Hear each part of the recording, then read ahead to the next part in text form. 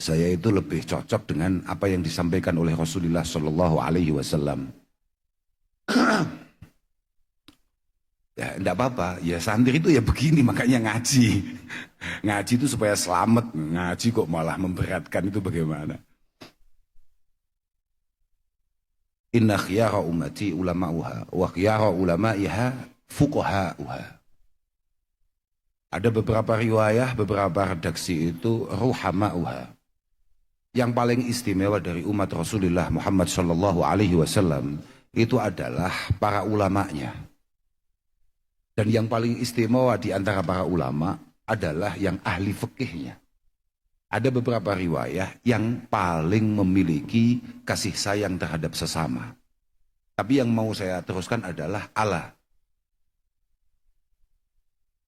Ingat kata Rasulullah ini. Innallaha la yaghfiru lil alim arba'ina dzamban qabla an yaghfira lil jahil dzamban wahidan. Bahwa kata Rasulullah, ini zaman percaya, terserah nggak percaya ya kufur sampean. Bahwa Allah Subhanahu wa taala itu akan mengampuni 40 dosa-dosa para alim, para ulama sebelum selesai dengan dosa satu yang dilakukan oleh orang bodoh. Dulu, sampean mesti ingat ketika Gus Dur dengan gaya santainya mengatakan yang boleh maksiat itu yang alim. Yang alim, yang bodoh tolong jangan maksiat. Karena yang alim yang tahu caranya tobat dan sadar betul bahwa apa yang ia lakukan adalah sebuah kesalahan yang harus segera ia istighfari dan ia tobati. Karena bodoh acap kali melakukan sesuatu kemudian dia merasa benar dengan apa yang ia lakukan. Nah, itu. Makanya ya santai saja. Pokok ngalim, ojo gak ngalim. Dan mohon maaf, sebetulnya tidak tepat kalau tadi MC mengatakan saya harus memberikan fatwa. Kami ini semua di sini, ini selain datang bukan, saya ini jauh loh ya, saya ini berangkatnya dari Mekah loh. Iya Kiai, enggak Kiai. Saya ini baru pulang umroh kemarin lusa. Kemudian kemarin sore saya kampanye. Hari ini kampanye lagi, tapi kemarin itu kampanye pilkada, hari ini kampanye ngaji. Selalu kampanye pokoknya. Pejuang Pak. Kenapa? Iyalah. Lebih ya, makanya kamu harus sesamsu itu loh ya.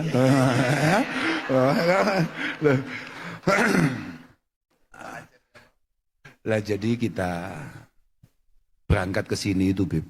Kita itu tidak punya tujuan lain kecuali hanya ingin menyampaikan kepada semuanya bahwa ingin mengenalkan kepada semuanya bahwa Al-Falah ya sebagaimana tadi didahulukan oleh Gus Makmun merupakan satu tempat pendidikan yang ditaksis oleh kakek kami, bahwa Al-Falah merupakan tempat di mana ngaji dan belajar mengajar. Jadi bukan kok kami ini punya kepantasan untuk ngajari, tidak. Bukan kami punya kepantasan untuk taklim, tidak. Tapi orang tua kami memang meminta kami untuk belajar taklim.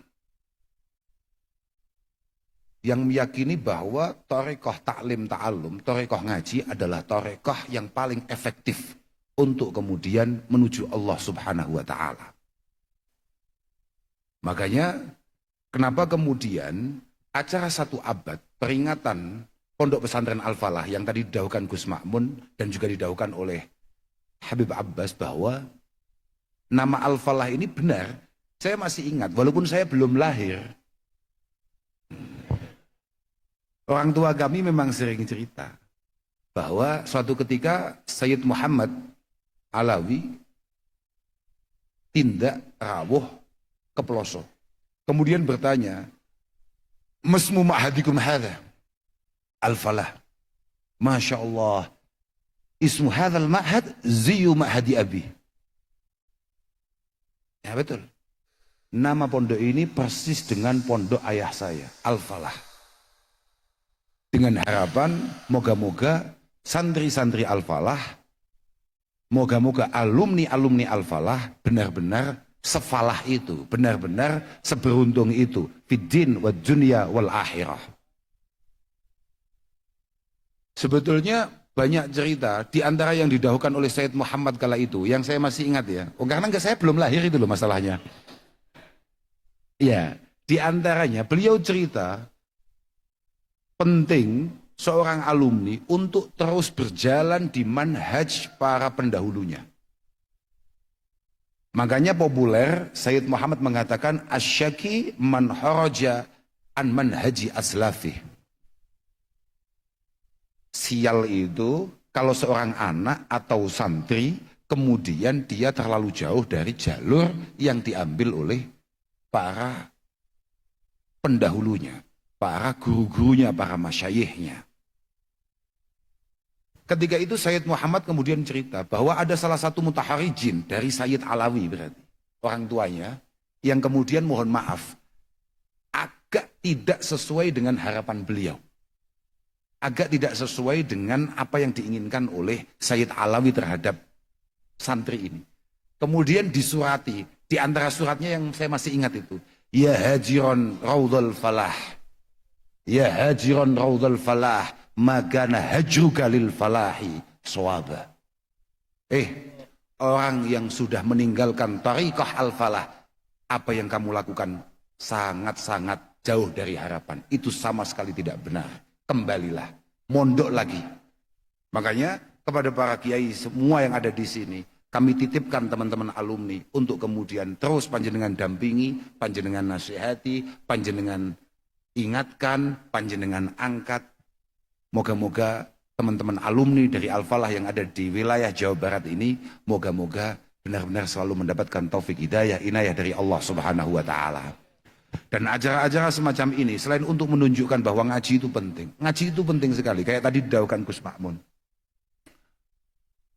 ngaji itu segala-galanya. Saya masih ingat dulu Syekh Nawawi kan Jawa Barat ya, Banten, Syekh Nawawi Banten. Syekh Nawawi itu ketika nafsiri ayat wa ma khalaqtul jinna wal insa illa liya'budun, seingat saya beliau menulis bahwa al-ibadah, innal ibadah allati khuliqal jin wal insu laha at-ta'zim lillah wasyafaqah ala khalqi. Gitu. Gus Makmun yang ngaji kitabnya setiap hari. Nah, Gus Makmun yang ngaji kitabnya setiap hari. Makanya Gus Makmun langsung dawuh bener. Iya, kalau kan buatan ngaji, kalau kan mek tahu no try. Saya ini kan pemalas ya, jadi tidak bisa untuk makanya tadi saya matur. Cucu Kiai Jazuli yang soleh ya cuman itu Kiai. Ya, betul itu. Makanya beliau kemudian menjadi ketua PCNO. Kalau saya ini pernah jadi pengurus dan kemudian dipecat ya karena tidak soleh itu ya. Gitu ya. Nyampe mana tadi? Wa hadhihi an-naw'ain wa inna hadhihi an-naw'ain lam yakhlu asy-syar'u minhuma. Bahwa syariat kita, tatanan-tatanan agama kita yang dibawa oleh Rasulullah sallallahu alaihi wasallam tidak boleh kemudian keluar dari dua jalur itu. Semua inna jawami'a awamirillahi subhanahu wa ta'ala. Ini Syekh Nawawi juga di kitab yang lain mengatakan tarji'u ila khaslataini at-ta'zim lillah wa syafaqah li khalqi. Semua ayat, semua perintah Allah Ta'ala itu acuannya cuma dua. Bagaimana kita ini benar-benar mampu mengesahkan Allah Ta'ala, beribadah kepada Allah Subhanahu wa Ta'ala sebenar-benarnya, kemudian memastikan hubungan kita akan sesama itu berjalan baik. Tidak boleh tidak. Kan ibadah itu sebetulnya kalau dari sisi lughat kan setiap hal yang punya potensi untuk mendapatkan mahabbah dan ridho Allah subhanahu wa ta'ala, kan ismun jami'un likulli ma yuhibbuhullahu wa yardah. Itu adalah ibadah. Ibadah itu adalah sebuah nama yang merangkum semua hal yang punya potensi kita semua dicintai oleh Allah subhanahu wa ta'ala, syukur-syukur mendapatkan ridhonya. Wala tariqah ilal ibadah ala wajhil haq. Ini daunnya Syekh Nawawi itu. Bisa jenengan tasrih ke Gus Makmun itu. Jadi kalau jenengan kurang percaya kalau saya itu setengah kiai, artinya jenengan agak ragu, ini kok kiai kok modelnya kayak gini. Kalau jenengan mulai ragu ya, omongan saya ini bisa dipertanggungjawabkan. Semua yang datang di sini, semuanya ahli ngaji. Semua yang datang di sini, semuanya adalah yang terbaik di pondoknya masing-masing. Semua yang di sini, yang datang malam ini, semuanya adalah calon-calon kiai, calon-calon pejuang, calon-calon bunyai. Allahumma, artinya saya tidak sembrono ngomong ini, walaupun ya sedikit lupa-lupa, tapi saya bertanggung jawab akan omongan saya gitu loh. Artinya jenengan jangan kemudian ragu, ini kayaknya bukan kiai kalau dulu, kalau lihat casingnya, oh belum tentu. Rubba mubayyidin lisiyabih, tapi mudannis lidini. Berapa banyak orang yang atributnya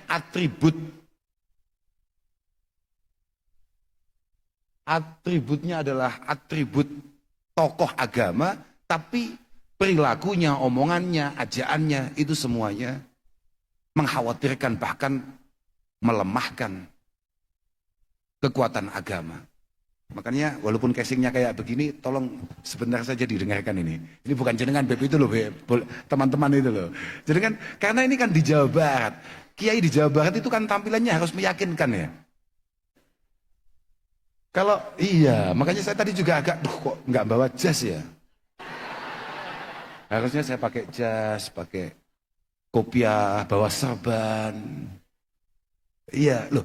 Saya kalau sudah pakai kopiah, pakai kopiah putih, pakai serban, kalau saya duduk dengan Habib Abbas, pasti adalah 1-2 orang yang tertipu nganggap saya Habib juga. Oke, Bebe, insya Allah loh Bebe. Saya teruskan dulu. Kata Syekh Nawawi, wala tariqata ilal ibadah, yakni la tariqata ila ibadatillah alal wajhil haq illa bil ilmi syar'i. Tidak ada cara, tidak ada jalan kita untuk beribadah kepada Allah subhanahu wa ta'ala kecuali kita memiliki pendalaman terhadap ilmu-ilmu syariat. Tadi beliau katakan bahwa beliau sudah menguasai, beliau sudah sempat untuk kemudian mempelajari banyak keilmuan-keilmuan. Tidak hanya alfiah-alfiah yang tadi dilombakan, tapi alfiah-alfiah yang lain. Tadi beliau mengatakan bahwa kakek kami sempat ngaji di Termas. Sempat ngaji di Termas. Beliau di sana itu, kemudian di Mekah, beliau itu sempat ketemu dengan satu sosok yang beliau sempat ngajar Alfiyah Suyuti di sana. Syekh Masduki Lasem. Betul. Beliau sempat nahwu. Beberapa waktu terakhir banyak sekali orang-orang, mohon maaf ini, yang tidak begitu santrinya mendadak tahu-tahu mengatakan bahwa jangan belajar nahwu. Buat apa kamu belajar jurumiyah, belajar imriti, apalagi ngapalin alfiyah? Rasulullah tidak pernah mengajarkan itu. Kamu pernah lihat Rasulullah kemudian nata nahwu? Rasulullah ummi.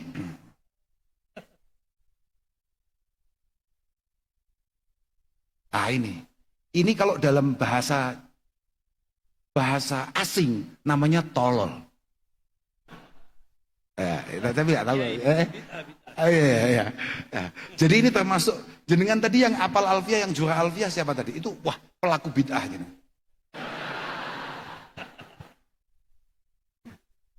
Kullu bid'atin dolalah wa kullu dolalatin, wah itulah makanya bahaya itu, bahaya sekali itu, takbir, bahaya sekali. Jenengan belajar sesuatu yang tidak pernah dipelajari oleh Rasulullah, tidak pernah diperintahkan, tidak pernah dilakukan oleh Rasulullah. Lah, ini bagaimana? Bagaimana? Padahal makanya tadi didauhkan ketika beliau mengsitir apa yang disampaikan oleh Muhammad bin Sirin bahwa agama ini harus punya guru. Kita ini orang Nusantara, orang Indonesia, kita ini orang Jawa. Bahasa Arab itu bukan bahasa kita. Itulah kenapa kemudian pertama kali yang didalami oleh Imam Syafi'i sebelum kemudian beliau mendalami kutubil hadis itu adalah nahwu, lughatil Arab. Dulu bahasanya bukan nahwu, tapi lughatil Arab. Makanya beliau berkomentar, man tabahhara fin nahwi ihtada ila kulli ulum. Wa ma'aratun nahwa illa ala isti'anah illa alal isti'anah alal fikih. Siapapun yang menguasai betul nahwu, insya Allah dia sudah berproses untuk benar-benar menjadi orang alim. Makanya mohon maaf, Romo Kiai Maimun Zubair almarhum, Allah yarham, mengatakan di Indonesia ini nggak pantas dan nggak boleh ada kiai nggak hafal nahwu, nggak hafal alfiyah, haram. Betul. Nggak hafal alfiyah itu kalau kata Mbah Maimun nggak boleh dipanggil kiai. Makanya sudahlah, yang alfiyahnya nggak begitu lancar ya kita gus aja lah. Iya. Imam Syafi'i punya guru namanya Imam Waki. Ada itu Waki maksudnya. Saya ini sowan Al-A'mash, yakni Sulaiman bin Mihran Al-A'mash Al-Kufi. Asma'u minhu al-hadis. Saya ini sowan ke Kiai A'mash dengan tujuan untuk belajar hadis. Farubbama lahantu fi qiraatil hadis. Kadang-kadang saya ini keliru. Lahan itu ya keliru, salah. Sorofnya salah, nahwunya salah. Wa rubbama lahantu fil hadis. Kemudian faqala li ya Aba Sufyan. Ini kunyahnya Imam Waki. Ya Aba Sufyan, tarakta ma'aula bik min ilmil hadis. Tarakta ma'aula bik min ilmil hadis. Kamu meninggalkan keilmuan yang jauh lebih penting daripada ilmu hadis. Wa ayu syai'in aula minal hadis ya sayyidi. Apa ada yang jauh lebih penting daripada ilmu hadis? An-nahwu. Fa'amlal a'mash alayya ilman nahwi. Kemudian sebelum diajari hadis, beliau diajari dulu ilmu nahwu. Artinya apa yang kita lakukan ini sudah on the track. Sudah sesuai dengan apa yang dilakukan oleh para pendahulu kita. Makanya, walaupun benar tadi didakwakan oleh Gus Makmun, ya satu tok yang benar. Gus Makmun tadi dawuh bahwa semoga semua langkah kita ini benar-benar mampu membuat kita untuk sedikit lebih dekat kepada apa yang diperjuangkan dan dilakukan oleh para pendahulu kita, para masyayikh kita. Ya hanya itu saja. Moga-moga Romo Kiai Jazuli, para masyayikh, semua guru-guru kita berkenan mengakui kita sebagai santri dan para penerusnya. Jadi Pondok Pelosok kayak tadi didahulukan saya Abbas bahwa kita ini ngaji kemudian berkhidmah. Maka saya berterima kasih sekali kepada panjenengan-panjenengan yang sudah bersusah payah mensukseskan terselenggaranya acara ini, khususnya kepada tuan rumah, kepada Mbak Yai Misbah, sahibu misbahin nur. Bukan sahib harusnya, khadimu misbahin nur. Pondok itu tidak bisa dimiliki.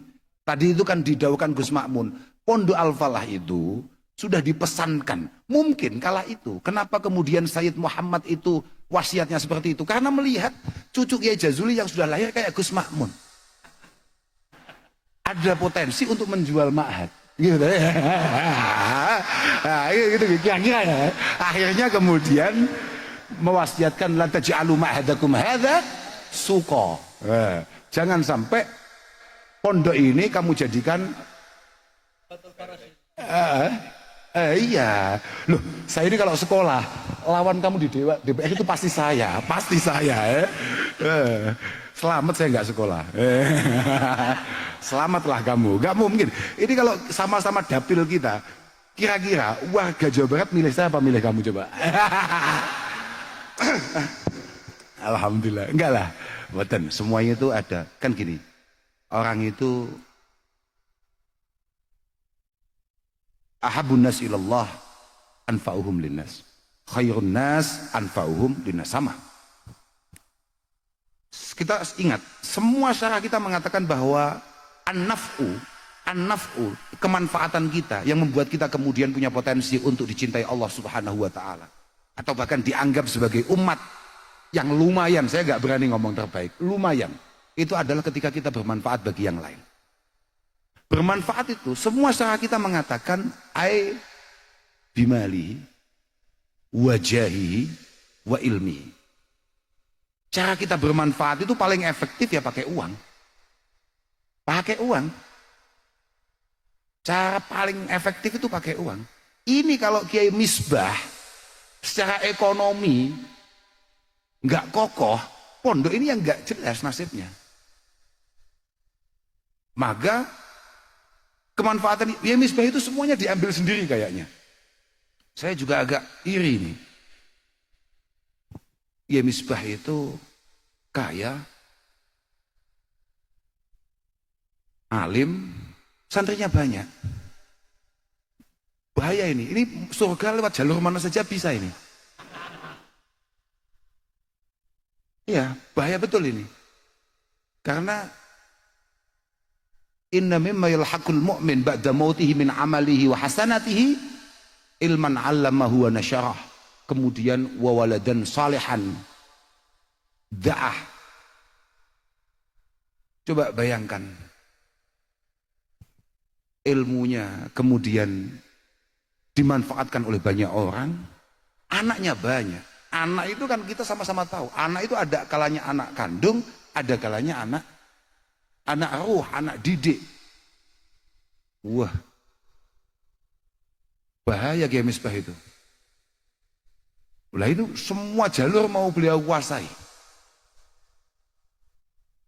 Lah yang kedua tadi bijahi. Lah ini urusannya saudara Cucun rahimahullahu ta'ala. Nah itu saudara Cucun ini. Itu bimalihi. Yang pertama bimalihi itu saudara Cucun, ya kalau sampai dia tidak bimalihi ya nggak mungkin dapat jah. Lah iya toh, bibadlin wa hilmin sada min qaumihil fata wa gaunuka iyahu alika yasiru. Enggak mungkin jadi pimpinan dewan kalau enggak loman. Enggak mungkin. Wong jadi wali Allah Ta'ala yang tidak butuh apa-apa, butuh loman. Majabalallahu ala waliyin majabalallahu waliyan illa ala sakha wa husnul khuluq. Tidak ada. Kamu mau boleh melihat siapapun kamu anggap wali, boleh. Siapapun. Tidak apa-apa. Tapi coba lihat dulu. Dua hal. Dia dermawan atau tidak. Dia budi pekertinya baik atau tidak. Itu jadi walinya Allah yang tidak butuh apa-apa. Apalagi jadi wali kota. Nah, yang kedua bermanfaat itu bijahi. Pangkatnya. Nah itu. Moga-moga kepangkatan saudara Cucun dan teman-teman yang lain pejuang-pejuang termasuk menantunya Kiai Misbah ini kan nggih kan di DPR juga kan, moga-moga itu adalah sebuah kemanfaatan yang barokah, bukan hanya kemanfaatan duniawiyah tapi juga merupakan kemanfaatan yang mustamirah ukhrawiyah. Nggih. Yang terakhir biilmihi. Jadi jangan sok-sokan, kadang-kadang ada orang itu sok-sokan sudah jadi guru, jadi ustadz, sudah merasa mengajar, kemudian dia merasa bahwa dia segalanya. Kemanfaatan bagi ilmu itu ternyata kalau di kitab-kitab kita paling akhir. Iya, gimana nggak paling akhir loh? Wong kadang-kadang yang punya ilmu itu malah menerima saja, nggak pernah memberi. Yo. Kalau ada maulid, itu yang paling banyak nyumbang itu masyarakat apa kiainya? Nah itu. Lah itu kandani, makanya aku mau diundang maulid. Lah betul itu. Makanya kita lihat itu para sadah, para habaib itu. Kalau misalnya maulid itu, bagaimana beliau mengeluarkan semua yang beliau miliki. Apalagi Said Bakir, Habib Lutfi. Kalau udah maulid itu kan, wah hampir setiap ya, kiai-kiai. Kayak aku barang ini, undangan toh. Malah di daerah kami itu saudara Cucun. Itu ada yang kiai-kiai amatir yang masih baru-baru model kayak gini nih. Biasanya sepedanya lunas itu kalau maulid.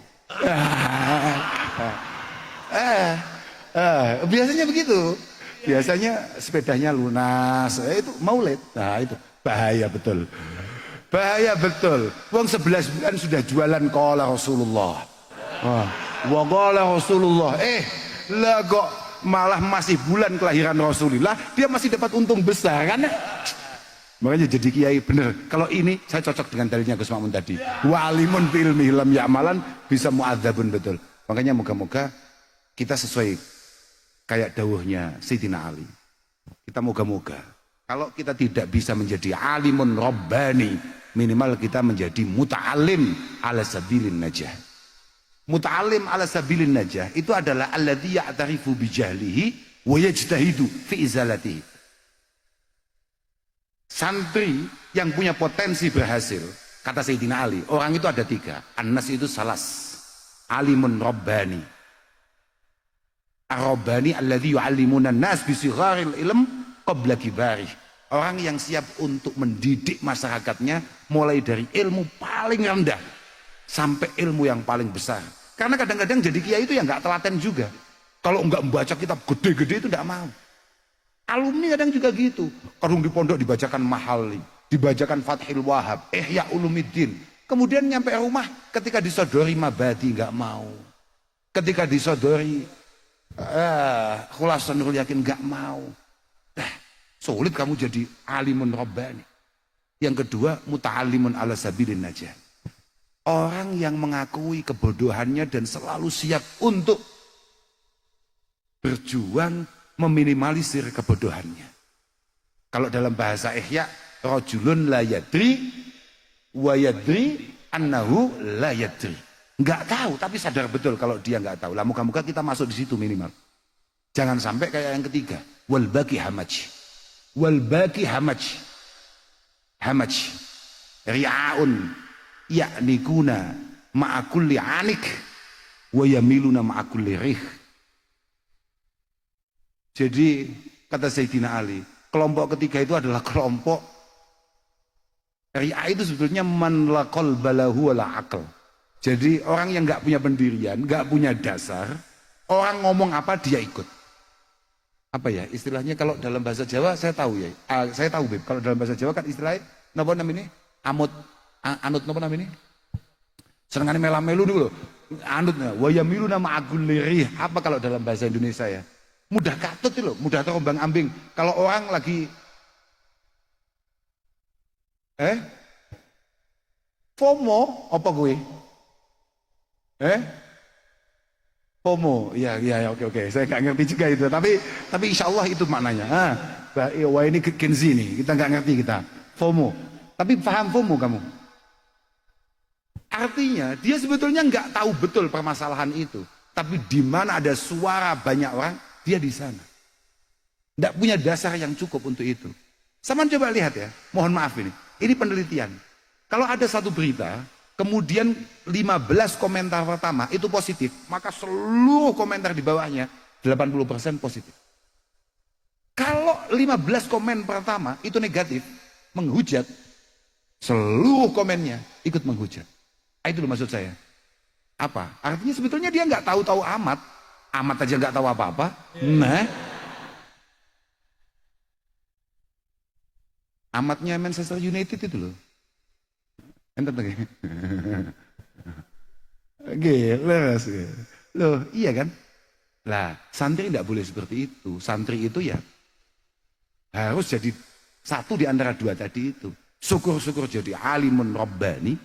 sebagaimana kayak Said Abbas ini, atau ya minimal kayak kita lah, muta'alimun tapi ala sabilin aja, santri tolol tapi sadar kalau dia tolol dan siap untuk kemudian berbenah, siap untuk kemudian terus meningkatkan kualitasnya. Moga-moga semua harapan kita dikabulkan oleh Allah Subhanahu wa taala, dan yang paling penting moga-moga satu, pertemuan kita ini benar-benar mampu merekatkan ukhuwah bainana, mampu merekatkan hubungan antar pesantren di antara kita. Kita ini sama semuanya, kita ini sama semuanya, walaupun gaya kita, karakter kita itu beda, tapi apa yang kita perjuangkan ini sama. Kita ini memperjuangkan bagaimana semua alur kehidupan kita itu berdasarkan, berlandaskan Al-Quran Al-Karim, Al-Hadis An-Nabawiyah, As-Sunan An-Nabawiyah, kemudian Aqwalil Ulama As-Salaf As-Salih. Kita ini sama semuanya, walaupun bentuknya beda-beda, gayanya beda-beda, bentuk karakternya beda-beda. Ada yang, loh wong kok jenengan yang beda pondok sama kita ya, wong saya yang saudara saja sama Gus Makmun aja, enggak ada sama-samanya.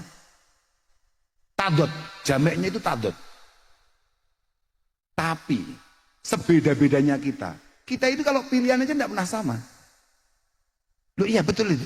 Kita ini jago bupati aja beda kok hari ini. Itu siapa ya? Ya ini. Beda, enggak masalah. Enggak masalah, perbedaan itu biasa. Yang enggak boleh itu adalah beda dalam jalur perjuangan dan cita-cita para pendahulu kita. Kami tidak pernah geger untuk urusan satu ini. Untuk urusan ngaji, untuk urusan khidmah, untuk urusan kepondokan enggak pernah. Lah kalau untuk urusan pil-pilan, ya enggak bisa toh Pak. Uang pendapatannya aja enggak sama loh Pak. Lah iya toh, pendapatannya enggak sama kok, harus sama itu kenapa? Artinya apa?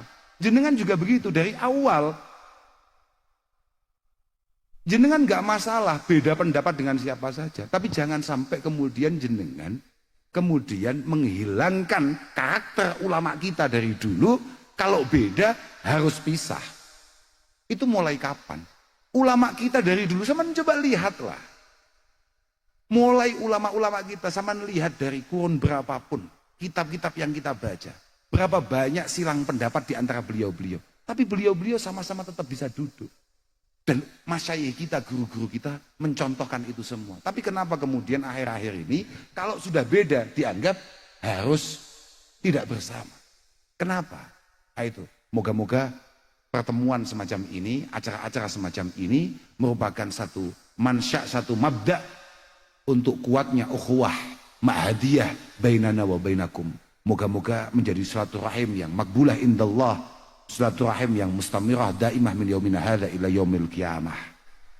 Dan saya juga ikut doakan moga-moga panjenengan semua diberi kesuksesan oleh Allah Subhanahu wa taala. Ya sukses ala santri loh ya. Sukses santri itu ya jelas bermanfaat Pak. Jelas bermanfaat. Moga-moga panjenengan pada akhirnya benar-benar mewarnai masyarakat panjenengan semua. Saya mohon maaf kepada Romo Kiai Misbah dan keluarga, semua teman-teman yang sudah bekerja keras untuk terjadinya acara ini.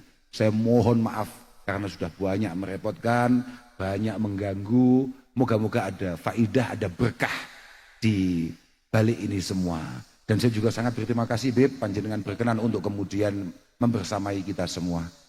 Saudara Cucun, ya kita belum bisa berterima kasih, nanti kita lihat situasinya. Oke ya. Saya pikir itu dulu. Saya mohon maaf kepada semuanya. Akhiran wal afu minkum. Wassalamualaikum warahmatullahi wabarakatuh.